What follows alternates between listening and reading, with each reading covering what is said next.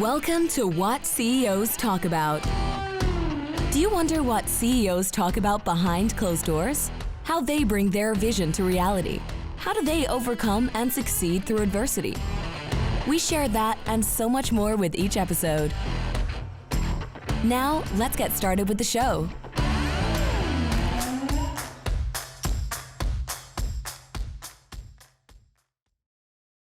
Good day, everybody. My name is Martin Hunter. I am the host. I'm the host of What CEOs Talk About talk show, where the host can't talk because he's mixing words up. And today, Jose, thank you very much for being on the show. Appreciate you being here.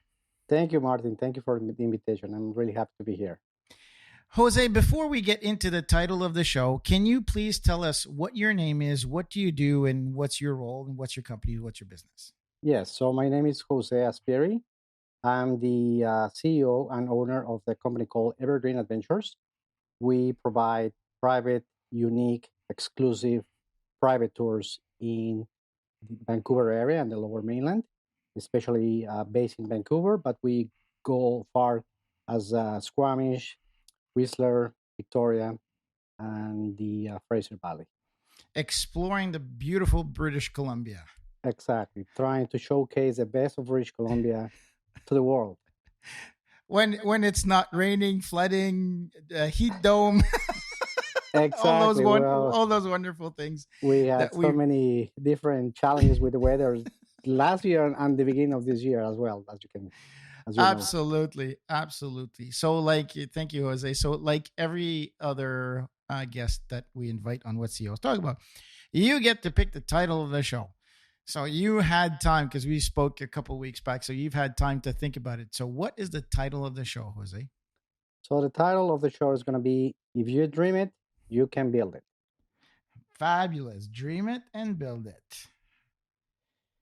So tell us your story, Jose. Tell us way back when, and tell us how you grew up and challenges you faced, and to kind of take us up to being the CEO of your current company.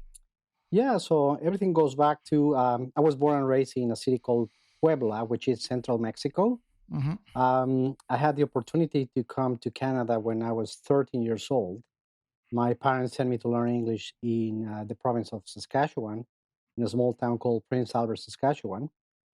So that's the first time, that was my first experience for Canada. But luckily, your parents were awful parents sending you to Saskatchewan from Mexico. I know. Luckily, that was in the summertime. It was not winter time. Good. So I had a good time with that family. We became really good friends. The year after, the guy that I stayed with, he went down to Mexico and spent summer with us. And then the following year, they invited me over again to Saskatchewan, and then they rent an RV, and we drove from Prince Albert all the way to Vancouver for the expo in 1986.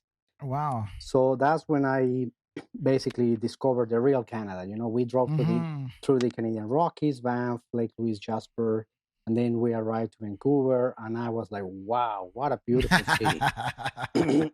So I always had in mind, like, you know, I was only 15 years old back then, and I said to myself, one day I'll move to Canada. So time passed. I went to school in Mexico. I studied business administration as my bachelor's degree in the University of Iberoamericana, which is a private university in Mexico. Mm-hmm. And yeah, I was working there as a sales manager for an important manufacturing water pumps company down in Mexico. And one day I was driving in my hometown, and I saw a vehicle with BC plates again. And my mind starts, you know, dreaming about, you know, Canada again. And I'm like, wow, it's been a long time since I've been to Canada. So I was just married back then. I told my wife, why don't we explore the opportunity to go to Canada?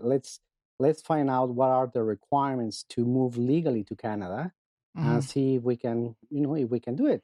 So she's like, what, are you crazy? What are we going to do in Canada?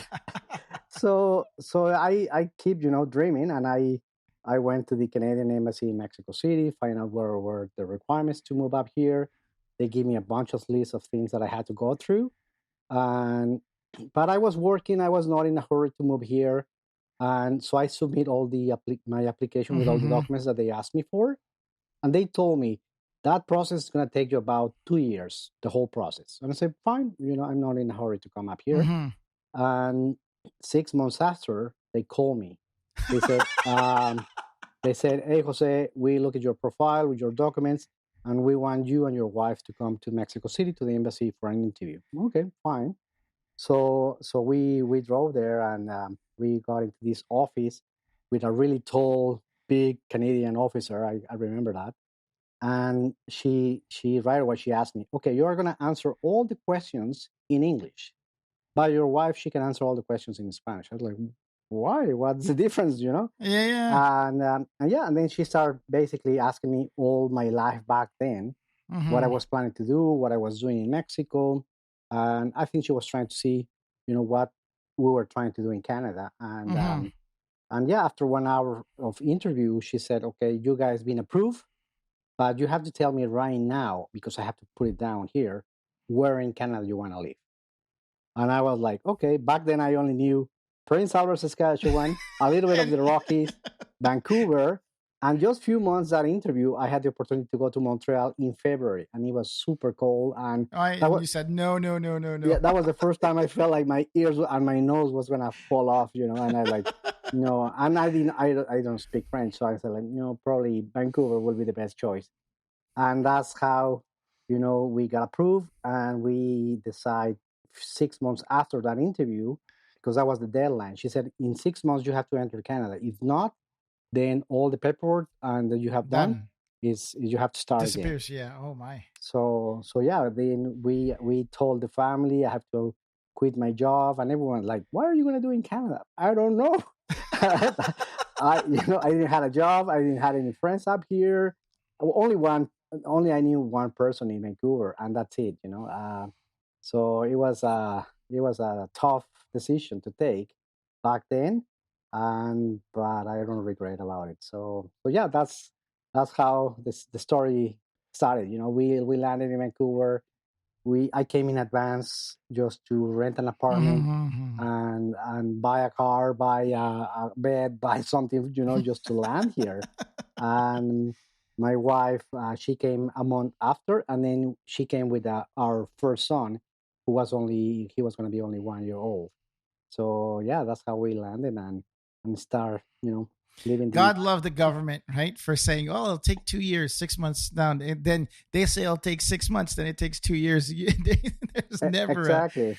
there's Yeah. never that kind of middle ground where they actually no. That's so now you're in Canada.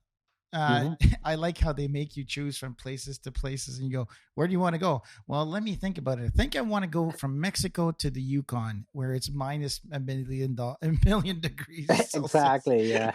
Well, I, Uh, I I knew that after that the government was telling new immigrants where to go. I think at oh, the time when I moved, I was able to still choose where I wanted to come. oh, But a few years after, I knew that they were asking, because, as you know, some towns are losing people, so hmm they rather send the new immigrants to those small towns, like in the Yukon or in Saskatchewan, or some small towns in Alberta. absolutely, absolutely. Okay, so now you're in Canada. You Mhm. have no clue what to do. Like you're like, okay, uh, I've got a degree. I can speak English. I've got a house. I got a car. What's the first thing that goes through your mind? What did you start doing? Yeah, so I started trying to find a job right away. Actually, I Mm-hmm. was applying from Mexico for some job interviews, and they some companies were responding to me saying, "Where are you already in Canada?" I was saying, "No, not yet. I'll be there in 2 or 3 months." They said, "No, sorry, we cannot do any interviews until you are here." So Mm-hmm. basically, I landed without any jobs. I started applying for different jobs, and within a month of landing, I had my first job interview with a company called Kiwi Collection, and they were a company that um, it was a time when the websites of the hotels were in a really were really bad. When you were looking at a website of a hotel, let's say in Cancun, and you were looking at the picture of the room, and it was dark, small. You can't Yeah. even have an idea if that was the real room, how it looked. Mm-hmm.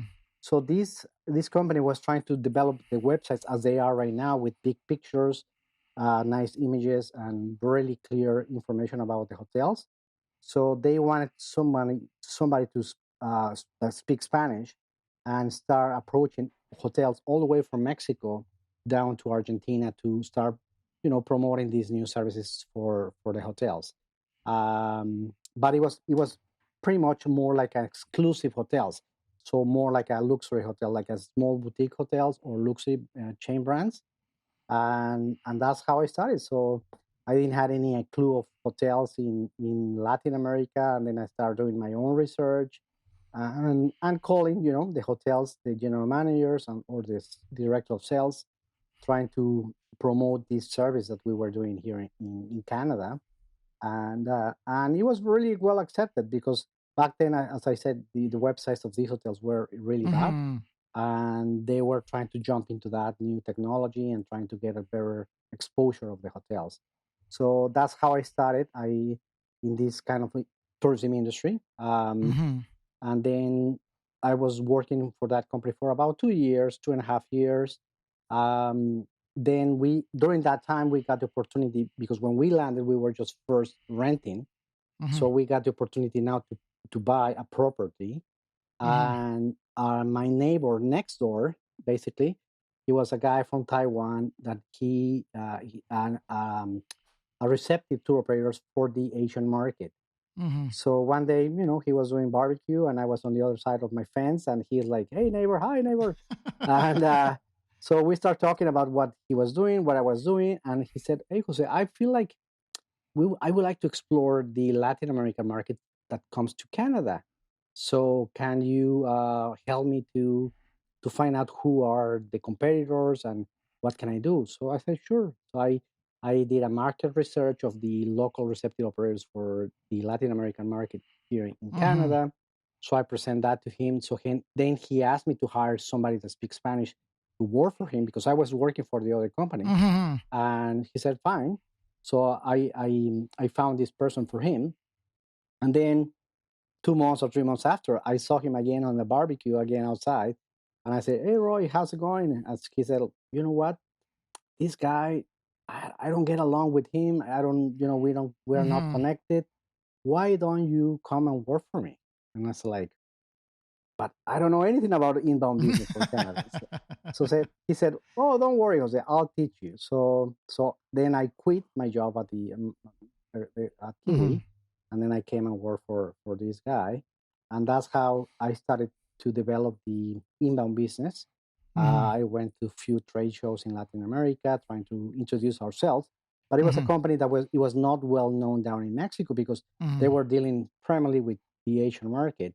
Mm-hmm. So then I slowly start, creating and building that relationships with some travel agencies and tour operators down in Mm-hmm. Mexico and the rest of the Latin America. And that's how I started getting into this industry where I am right now. So I worked for him for a few years, building good relationships with clients and building sales, pretty much, Mm-hmm. getting new leads and really good accounts from Mexico. But since I had a little bit of exposure with Kiwi on the luxury market, I Mm-hmm. was trying to develop that inbound business also for the luxury travelers. Mm-hmm. I knew that the other operators that were dealing with those markets in Latin America, they were specializing basically in the budget, product, Mm-hmm. and 2, 3 star hotels, regular tours instead of doing private tours, Yeah. things like that. So we start getting more into that luxury sector, and it was really well accepted because there was a need for that in that Mm-hmm. market. And yeah, and then I worked for that neighbor for a few years. Then our main competitor for that market, I think they noticed what I was doing, and they approached me one day and asked me to come and work for them. So Oh. so yeah, they made me a really nice offer. And so, but I felt bad because I had my neighbor living next to Yeah, me, yeah, who yeah, was yeah, my yeah. boss. And I say, "Roy, this is what these guys are putting on the table. Just match it. If you just match it, I'll continue with you. I'm loyal to you because Yeah, yeah, you are my teacher, you know. yeah, He yeah. said, you know, Jose, sorry, it's a great opportunity for you, and I cannot match that. So you should take it. So he was really nice, and Oh, good. but he asked me to find somebody to work for him, so Yeah, yeah. I had to do that too, and yeah, then I worked for this other company, but I noticed that they did that in order to move me out of their Competitor. competition. Exactly. Yeah. So it was a strategic move from this other company to do that. And when I started working for them, they basically put me in one office. They kind of like freeze me there, and they didn't want me to contact clients anymore. They didn't want me to do what I Oh was my. doing pretty much all this time. So I felt that right away, and within a year, I said, you know what, I cannot stay in this company anymore. Um, and then I quit. I basically quit. And then I sent an email to the people in the industry that I knew. And then one of the main tour operators in Canada for the luxury market that I met Mm-hmm. few months before that decision that I took, he responded to me, Mark Telio. His name is Mark Telio, company called On Destinations. He replied to me, say, Jose, I'm interested. Let's talk. I'm getting a lot of requests from Latin America. Nobody's taking, I don't have anyone in my staff that speaks Spanish and Mm-hmm. knows that market. I would like to have you on board. So yeah, I went and talked to Mark. I think we made a good connection. But it's funny. He said, Jose, I'm just gonna make a contract for 1 year. If you don't bring results in a year, I will have to let you go. I said, I'll take the risk. Yeah, So that's an honest offer. Yeah. exactly. So I took it. And long story short, I worked for him for 8 years. So that means, he liked me. So I learned a lot from him and his company. He's the number one tour operator for luxury market in Canada. He deals with a lot of travel agencies from all over the world, and we were doing that same inbound business but for the rich and famous. We were having a lot Mm-hmm. of uh, artists, politicians, or just wealthy families, from Mm-hmm. multi generations. And but we were using that company was subcontracting all the services. Once the people landed in Vancouver, they were subcontracting, like for example, private transportation, private tours, everything Mm-hmm. with different local companies. Mm-hmm. But they didn't own the fleet of the vehicles. They Yeah. didn't have the tour guides or things like that. So after working all these years with him, I realized that one of the companies that he was using for the private tours, the owner was ready to retire. He was in the business already for 25 years. And so somebody in the company said one day, what's going to happen when this guy retires? Who's going to be doing this now, the Mm-hmm. private tours for us? And that's when again, I was like, okay, there's an opportunity there. So I called the owner of that company. I invited him to go for a coffee, and I said, "Hey, I didn't want to mention his name." So I said, "Hey, what's your plan? Is anyone in your family taking over the business, or what's going to happen?" Yeah, yeah. So he said, "What are you interested in buying my company?" I said, "Well, that's what I'm here for. Just to see what are your thoughts. What are you expecting for your company in the future?" He said, "Well, if you're interested in buying, let's talk because I'm really interested in maybe start to plan my retirement, and I want to see if I can sell my company." Sure. So we start talking, and it was a good approach because I knew the tour side of the business, Mm-hmm. the industry, and also my wife, she's a chef. So she in this company that this guy was running, he Mm-hmm. was doing some tours with the culinary part, where he was Ooh, okay. setting up really nice picnic lunches, and when the guests were arriving, everything was set up on the tables in the really beautiful locations. So it was a perfect match. So we can incorporate the culinary skills from my wife Mm-hmm. and the knowledge of the tourism side from my side. And I was a nice fit for him to do that.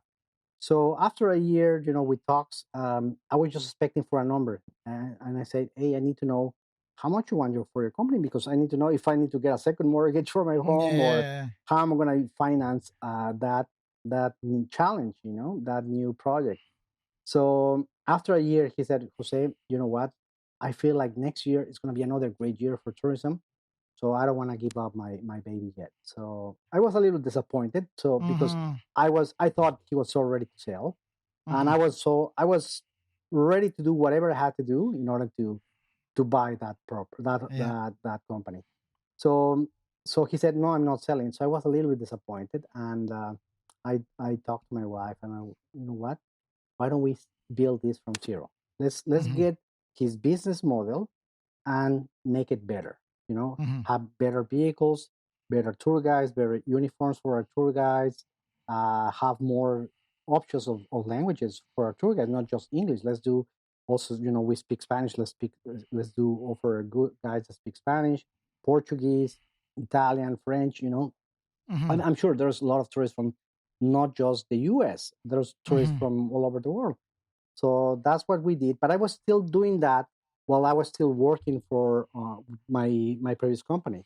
Yeah. So I was building that on the weekends, or on my Yeah. free Yeah. time, coming from office at 6 p.m. and working from 6 till 10 or 12 some days, just to get the name, the logos, the website.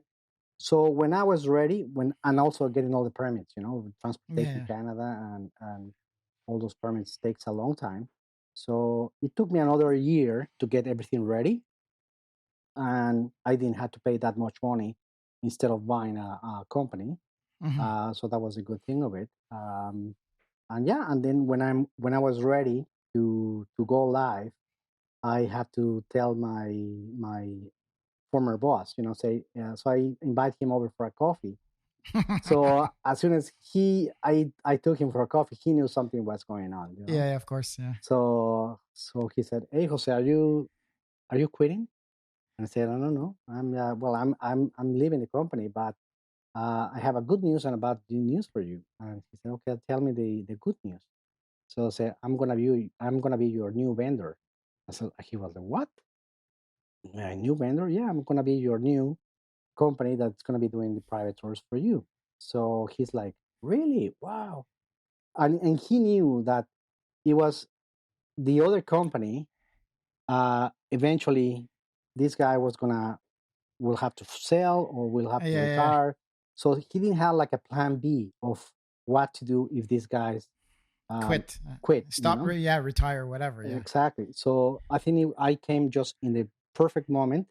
And then, yeah, so he knew who I was. I was working for him Yeah. for Of 8 years. 8 years. Yeah. Exactly. And then I knew the type of clients that he was handling, because I was dealing with those Yeah. clients all the time, and their travel agencies that he was working with. And so, yeah, it was good fit. So I started in 5 years ago. So we go live in January, actually, 5 years ago. And yeah, no regrets. It's been an interesting way to get up here, but and at the beginning, I had only that account, and he was selling me few pieces of business. He didn't took all the business out of the Yeah. other Yeah. guy Yeah. and Yeah. sending everything to me right away, because I think he wanted to try me first. Of course. And that's what happened. But also, I said myself, I cannot depend just on one client. I need to Yeah. Of start, course. building more clients for the company. So then I went and start knocking on people doors, and I went to approach the different hotels in the city, mainly the 5-star hotels in the city, Mm-hmm. and offered the services of what we do, private tours with different guys, luxury vehicles. So what we did, we bought really nice cars, all black, fully equipped, comfortable. And we have little things inside the car that makes the difference. We have a nice cooler with water. We Mm-hmm. have hand sanitizer. Right now it's hand sanitizer, but we Mm-hmm. had it back in the time. And we had cookies that my wife makes. So we have a jar with cookies. So the guests get to try those cookies while they're on the tour. They love them. And at the end of the tour, they always said, "Hey, where can I get more cookies?" And I said, "Sorry, that's all we had in the car." But what they don't know, we have a really nice box that says with a sticker with our brand and a little note that says thank you. So we send that to the guest room. So after the tour, when we drop them off at the hotel, Oh, they walk into the room and they can see that box, and they love those little details.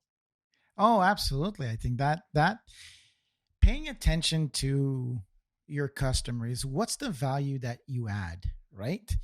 And think of the journey of how do you facilitate. I mean, the story that you're telling us is really the embodiment of the title is you dream it, you make it happen. 13 years old, I want to move to Canada, and here we are.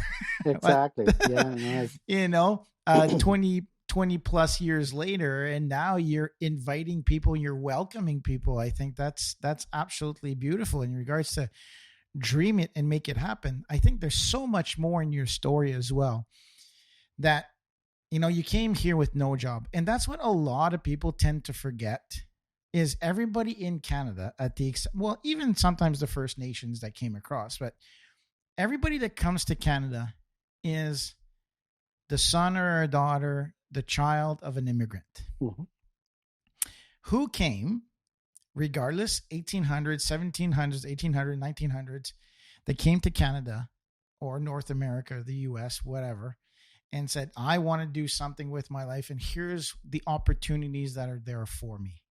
And I think it just shows that when you don't, I mean, I don't feel in your story that you had any entitlement. I feel that the relationships that you're describing are very, like the first person, I think Taiwanese you're mentioning, mhm, right? Over the fence. Hey, how you doing? And he said, okay, take this opportunity. The person that hired you from that despicable, in my opinion. You said, okay, well, I stayed there for a year. It's not like you left after 12 days. You stayed there for a year. You gave them mhm, the opportunity, and so on and so forth. So I think that in your story, there's so many people who are second generation, third generation, sometimes fourth generation, that don't appreciate, hey, it's okay. There are people that come, that leave everything behind, come mhm. with two suitcases, and make a life. I feel that everybody wants everything right now. I mean, no different. Sometimes I'm a bit pushy as a leader, as as the managing partner. I tend to, but it's not by desire. For me, it's really about performance. I'm very industrious. I have a hard time standing still. So Mhm. but I think your story embodies so many different lessons. I think that looking at what you're doing and how do you level up without completely changing. So from what you're telling me is you started from a website to owning your own company in a very, I don't want to say linear, because it's not necessarily linear in the same space, but there was always flow, right? Oh, here's an opportunity. Okay, let's take that route. Oh, Mhm. here's another opportunity. Let's take that route. So I think the one thing that I don't know if it's ingrained in us is that curiosity for us. Part of a brand promise is ignite curiosity, crystallize thinking, and concentrate action.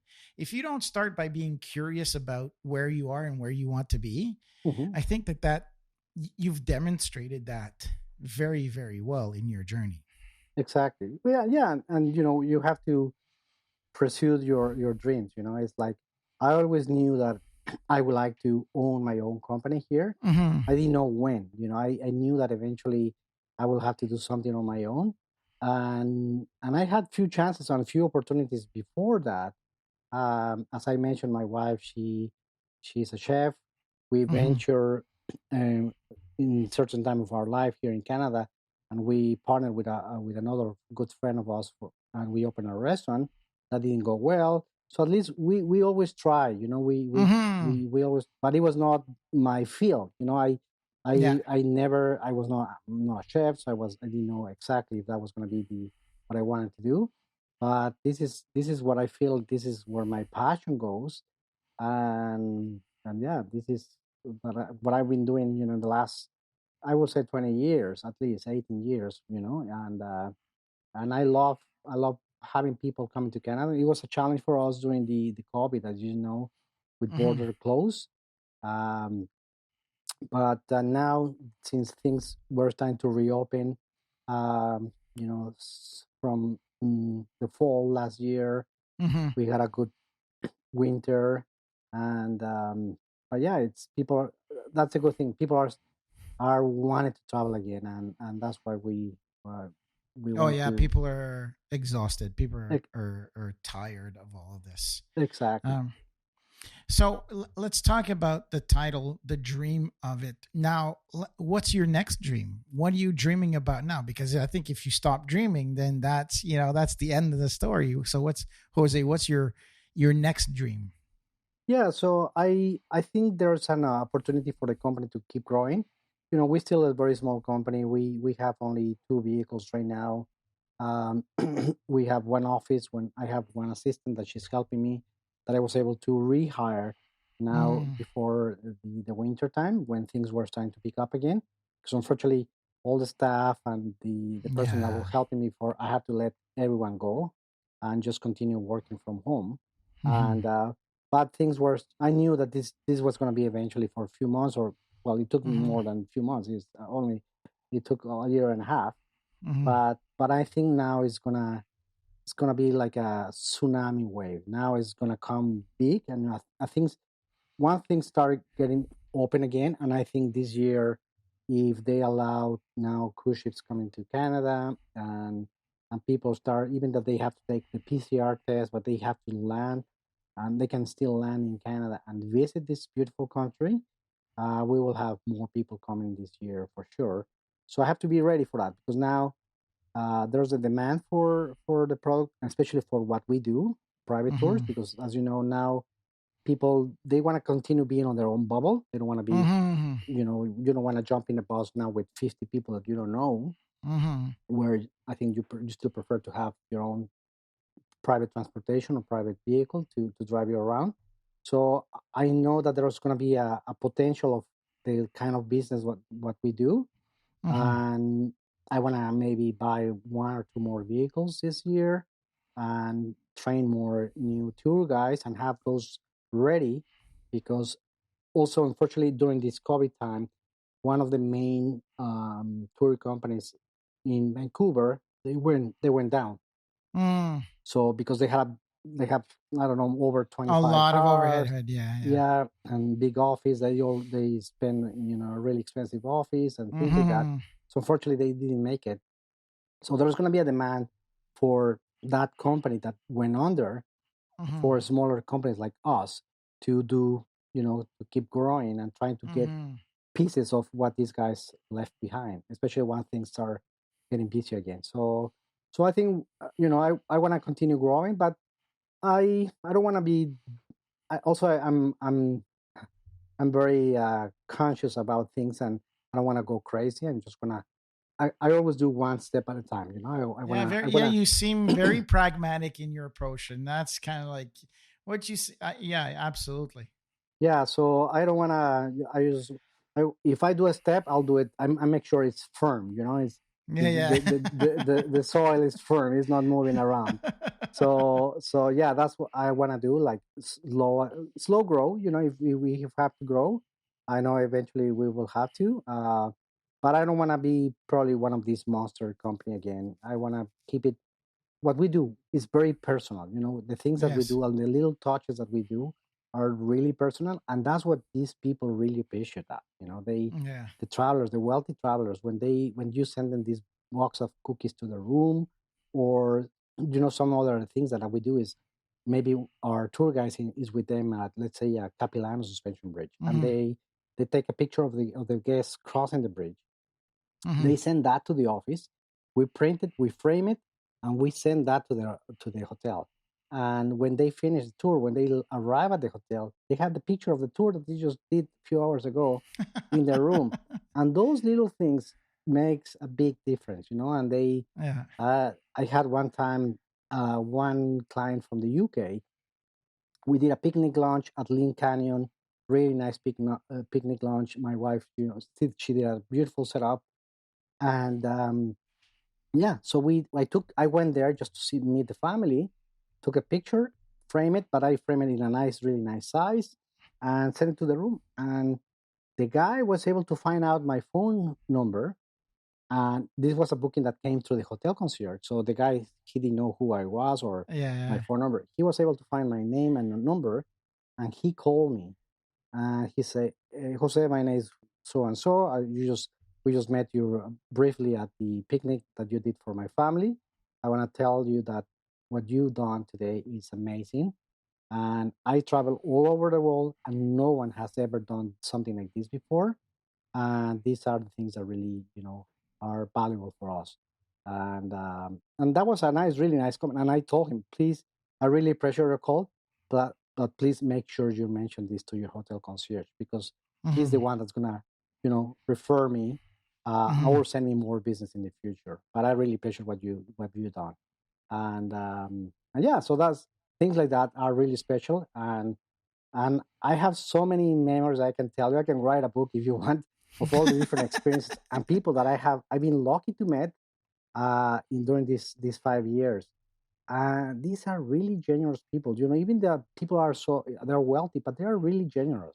They Hmm. like to give things away. And now during the holidays, or in the last 5 years, during holidays, I always get these messages from all these guests that I only had the chance to meet maybe one or twice in their lives.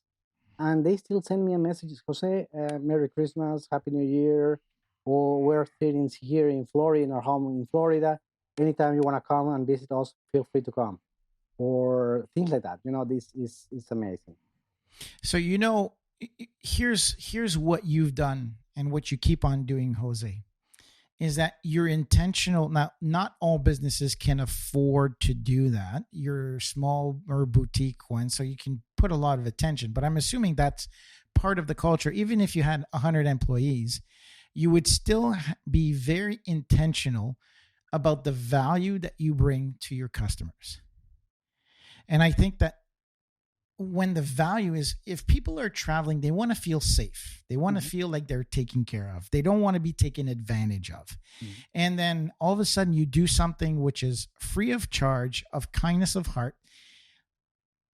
People usually who are very wealthy, there's a lot of people who want something from them, right? Even if it's a picture, it's invasive, Mhm. right? It's invasive, and they have to live this secluded life because, oh my goodness, Leonardo DiCaprio, whatever, Matt Damon, those are guys that I've seen here. Because I take a limo service from my house to the airport all the time. I just can't stand.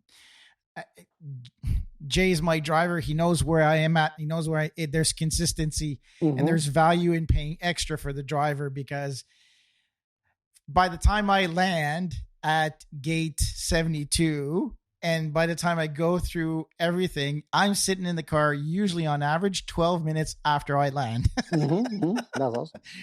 And so he knows where to get me. We know all the, and so the value and intentionality that you have behind that, I think, is what a lot of people who are listening should really pay attention to. Mhm. No matter if you have 1,000 people or two people working for you, how you treat your customer. And you don't have to bend over backwards. If you're truly and honestly listening, Jose is not what's the word I'm looking for? He's not bending over backwards. He's not at the begging call of, and just, hey, you paid for a tour. I'm going to make it really nice for you. Mhm. I'm going to treat you with kindness. I'm going to do little things that are going to matter. And I think that safety component, that little touch, those extra cookies, you did a little bait and switch. Well, there's no more cookies, but there's some in your room. Mhm. So Exactly. that little picture, I think that they're here for the experience. So you've extracted that, in my opinion, truly and honestly very well. So see the value of the customer, emphasize on those little touch points that mean a lot, right? Yeah, exactly. That's what these people liked it. And you create that they feel like, I wanna the experience I wanna pass, and I always share to my tour guys and to the people that work for me, is that we have to welcome these people and feel them that they are coming to see a friend, Oh, it's a good you one. Yeah. know. So it's like you treat them like friends. Hey, I haven't seen you in a while, welcome to Canada. And then we show you around. At the end of the day, you know, we hug, you know, they smile to you, they shake hands and say thank you for this great day. and and this is what we are trying to show to our clients, you know. And they also, what we like to do is, we you are our client for the day, you are our special guest for the day, you are Mm-hmm. not just our client number 335 Mm-hmm. for the day. No, no, it's like Mr. So and so is your special guest. You're gonna be treated like king or like queen, or like a special, like our best friend, you know. Mm-hmm. And we're gonna show you this beautiful city and this beautiful province. So that's what we've been trying to do.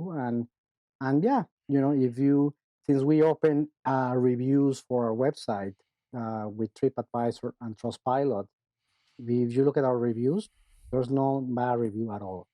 Like you see only like 5-star reviews, kind of, and pretty Hmm. much. So that's good. You know, that's people take the time also to go online and do Oh, those yeah. reviews, and we are not begging them. Oh, please do a review for us. And Yeah. Yeah. Yeah. so and people just find out where can I do a review for us, and they take the time to do it. So that's pretty special. You know, when you get to read all these reviews, you're just like, oh my god, they touch, and that's what you said. Now I know why I do this. You know. Yeah, absolutely. I think there's something very rewarding, even if you're even if you're building a pen and or you're building a glass as your company. If somebody says, "Well, you know what? I've never when I drink from your glass, it always reminds me of this." Isn't that something of value that you say, "Hey, listen, I put this out there, and because I put the energy out there and I pay attention to my customers and I see the value flow of that, it'll come back." I'm 100%. I dislike those places. Can you please leave a comment? I'll leave a comment if I feel like leaving a comment because I Mhm. know how valuable that comment is. I think I want to come back to your title. You know, the people that come to you, they have a dream. Maybe it's the first time that they come to Vancouver. Maybe it's their wife's time, or I'm taking it as a guy for me. Maybe it's my spouse's first time. I come for business all the time, but this is my spouse and my kids' first time. So I want to trust. I want to have somebody feel safe and really fulfill that dream, right? Mhm. As if it was your own. Exactly. And that's something that we've been trying to also achieve of the private tours that we do. So that's also, I look at the different companies that we have competitors, you know, for private Mm-hmm. tours or just regular tours in Vancouver. And and I said, what can we do that is different from them? Mm-hmm. You know, a lot of them, they were doing, you know, city tour, North Vancouver tour, Victoria Day tour, Squamish Day tour, Whistler Day tour, something like that. But there's so much other things that we can do here that we can offer. So what I did, I approached different seaplane companies or helicopter companies, and I was looking at the products that they have, but they didn't have the component of having somebody to connect Guide. them, you know, the guest from the hotel to the heliport or to the Mm-hmm. seaplane terminal. So I'm doing that connection. So I go and I showcase this beautiful. You're gonna have this, let's say, an ice cave tour, or we're gonna do a picnic lunch on in the Alpines, you know, in this beautiful alpine lake overlooking a beautiful glacier behind. So things like that, and it's working really well for us. And because now we build something that is very unique, Mm-hmm. and not all of the operators are doing it, and because it takes a lot of time and energy to build that. And for us, for me, it was like a natural fit because I had the Mm-hmm. connections of with all these different vendors in the past. So it's something that we've been trying to do different. And yeah, it's every trip is unique. It's not like we are doing, you know, hundred of those same trips a day. No, it's just. And then when we land in this alpine lake, there's nobody around, you know, Mm-hmm. in hundreds of miles away. And so it's amazing. So So we are trying to do that, and we're specializing in that kind of product. But also, we also do the people that Yeah, still want to do a city tour. we'll call it the regular kind of dog and pony show where you show people around. Yeah, because you still have to do that, Yeah, of course. Jose, I asked the guest all of these questions. If there's something that in your journey of being an entrepreneur and employee and coming up to becoming a CEO, what's the one piece of reference? What's the one book? What's the one movie that always inspires you, or that you refer back to saying, well, I need to review this to be a good CEO? Do you have anything like that? That's a good question. Wow, what movie will that be? Or book? Well, I think just follow your instincts, and I always said that for me, my philosophy is just you have to treat your staff as the same way that you feel you want to be treated by somebody else. Mm-hmm. I think you have to be fair, you have to be honest, you don't have to lie, Mm-hmm. and you have to be kind. It's something that I learned all these years with the different employers that I had in the past, here in Canada and also in Mexico. And so you learn from everyone, what qualities they have, but also what things that you didn't like it when you were working with these guys.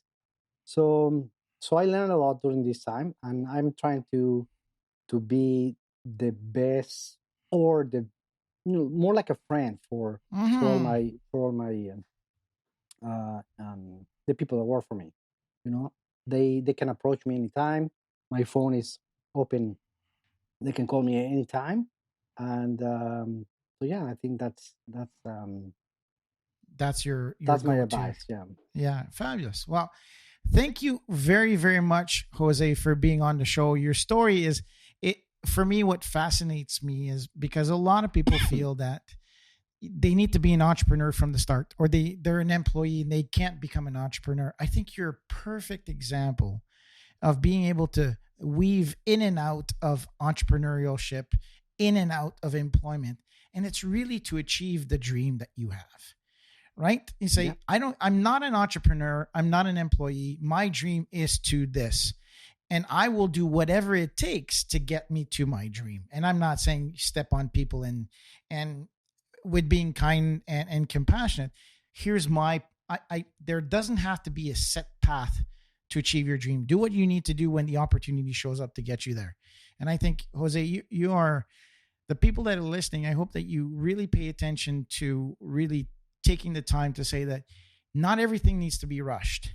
Mm-hmm. And I think that too many people in the entrepreneurial world, they do and want to just go as fast as they can. And I think you have a lot to people from listening to your story have a lot to learn from. So thank you very much, Jose, for being on the show. No, thank you, Martin. Thank you for the invitation, and thank you to all your listeners. And hopefully they can learn something from this story. Absolutely. And then let's not be shy here. If you're listening, you want to come to Vancouver and you want to be treated like royalty, and you want to be treated with safety and go for really cool adventures, then go into the information before. We'll put all the links to Jose and his company down below. So thank you very much. Appreciate it. Thank you, Martin. Thank you, and have a wonderful day. Thank you. So with that being said, my name is Martin Hunter. I am the host of What CEOs Talk About, where again, we can translate vision into frontline operations. So thank you very much.